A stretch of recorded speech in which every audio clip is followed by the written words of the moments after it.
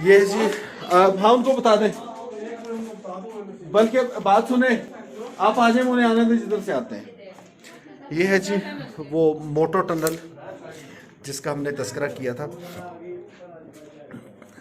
कि एक लंबा अरसा ये पहाड़ों में दबी रहने के बाद इसके आगे कचरे के ढेर थे, तो दोबारा से इसको अभी कोविड के दिनों में ही रिस्टोर किया गया है।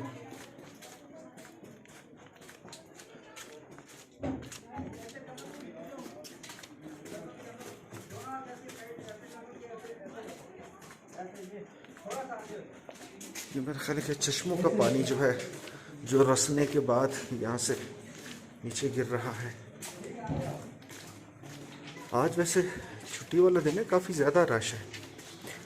टनल की एंट्रेंस पे भी हम देख रहे थे कि बहुत ज़्यादा लोग जमा थे।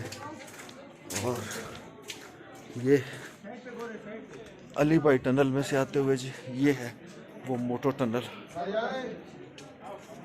The recently discovered.